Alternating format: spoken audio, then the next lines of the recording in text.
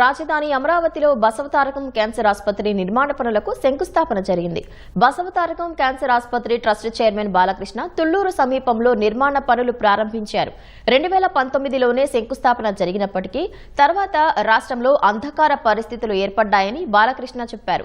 ఆనాడు ఆసుపత్రి నిర్మాణ పనులు చేపట్టలేకపోయామన్నారు. కూటమి ప్రభుత్వం వచ్చాక పండుగ వాతావరణంలో ఇవాళ నిర్మాణ పనులు తిరిగి ప్రారంభించామన్నారు.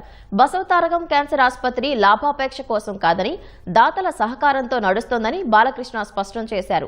అమరావతిలో క్యాన్సర్ ఆసుపత్రికి మొదటి విడతలో 750 కోట్ల రూపాయలు ఖర్చు చేస్తున్నామని 2028 కల్లా పనులు పూర్తి చేస్తామని బాలకృష్ణ తెలిపారు.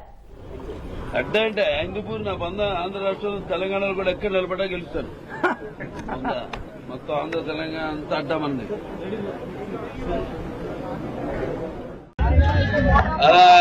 దుష్ప్రచారం చేసే వాళ్ళ తల ఇవాళ చాలా సుదినం. ఎందుకంటే చూస్తున్నారు ఆ వాతావరణం కూడా ఎలా ఉందో. రాత్రి కుంభవృష్టి అన్నారు, ఇవాళ జరుగుతుంది అది కొడుకులు పట్టుకుని మీరంతా చాలా మీరు లేదు, మీరు వర్షం వచ్చినా ఏం వచ్చినా మీరు ఇటువంటి మంచి బృహత్ కార్యానికి ఎల్లప్పుడూ ఎండలో తడిచైనా సరే వానలో ఎండైనా సరే మీరు ఉంటారు కదా. ఎప్పుడు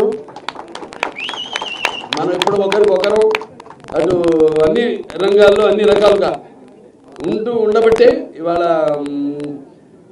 మన బసవతారకం అమెరికన్ క్యాన్సర్ హాస్పిటల్ ఈ స్థాయికి చేరుకుంది. సో ఇవాళ బ్రహ్మాండంగా ప్రకృతి కూడా రాత్రి కురిసింది ఏమంటామంటే blessings of showers of blessings అంటే కురిపించింది తన ఆశీస్సులు భగవంతుడు ప్రకృతి రూపంలో వర్షం రూపంలో అలా కురిపించాడు భగవంతుడు. నేను ఎప్పుడు అదే నమ్ముతాను. నేను మన షూటింగ్ కూడా వెళ్ళాను. ఆ ఖండాకి అదేది రంపచోడవరం అటు గల మోతిగూడెం లోవర్ సీనియర్ ప్రాజెక్ట్ వెళ్తే వర్షం పడతాను. భయంకరమైన వర్షం. అది జరుగుతుందా జరగదా, ఇంత దూరం వచ్చావు, చాలామంది ఆర్టిస్టులు అందరూ కరెక్ట్గా మంచి ముహూర్తంలో బయలుదేరు అనుకున్నట్టే అయిపోయింది షూటింగ్ అక్కడ. సో నేను చెప్పేది ఏంటంటే ఒక మంచి కార్యక్రమానికి ఎప్పుడు తథాస్తు దేవతలు ఇలాగే దీవిస్తూ ఉంటారు. సో ఈ కార్యక్రమాన్ని అప్పుడు మనం ఫిబ్రవరి 14, 2019లో చేయడం జరిగింది.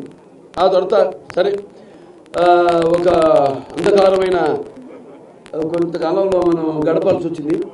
ఇక్కడ బేసిక్ అంటే మౌలిక సదుపాయాలు, కనీస మౌలిక సదుపాయాలు కూడా ఏమీ పట్టించుకోకుండా ప్రభుత్వం, ఆ తర్వాత ప్రభుత్వం నిర్లక్ష్యం చేయడం రాష్ట్రాన్ని.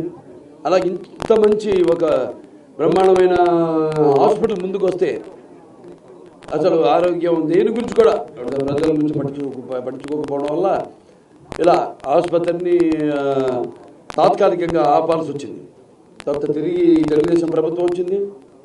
అలాగే మన ప్రియతమ ముఖ్యమంత్రి వర్యులు నారా చంద్రబాబు నాయుడు గారి దృష్టి అంతా కూడా మన ఆరోగ్యం, పేదల సంక్షేమం ఏదైతే నాన్నగారు అన్నారో ప్రజల దేవుడు సమాజం. ताज़ा तरीन वीडियोस के लिए आप हमारे चैनल को सब्सक्राइब करें और देखते रहें पैगाम टीवी। पैगाम टीवी, आवाज़ आपकी।